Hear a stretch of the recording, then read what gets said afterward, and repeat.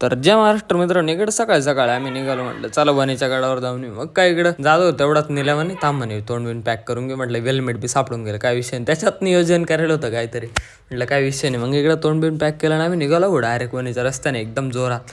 नेला म्हणे पेट्रोल टाकून घेऊ. मग काय विषय नाही, म्हटलं टाक भाऊ. नेल्या पाहू राहिले इकडं फुल पेट्रोल टाकलं की नाही, कळवम पास केलं ना आलो डायरेक्ट गडाजवळ आलो आणि चढायला सुरुवात केली. इकडं तर खतरनाक रस्त्याचं काम चालू होतं.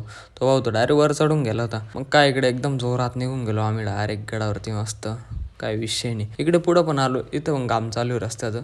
म्हणजे आता पौर्णिमा येते त्यामुळे गाडात थोडं काम चालू आहे. इकडे आम्ही तळ्याजवळ आलो, गाडी पार्किंग केली. चला म्हटलं आता हातपाय धू मग गडावरती जाऊ म्हटलं. मग काय इकडे हातपाय धुतले, गड एक नंबर दिसत होता. ती मावशी म्हणे इकडे पार्किंग कर, आणि मावशी म्हणे इकडे कर. मग काय पार्किंग करून घेतली, नारळ वगैरे घेतलं आणि पायथ्याजवळ आलो. मग काय इकडे आम्ही चढायला सुरुवात केली. नेल्या बी होता सोबत.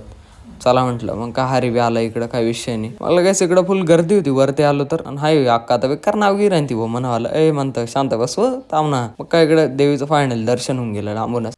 इकडे लाईन मध्ये उभाच होतो, भाऊ दिसून गेले डायरेक्ट. म्हटलं कुठले काय, ते MP वरून आले होते. आणि इकडे देवीचं रूप पण एकदम भारी दिसत होतं डायरेक्ट.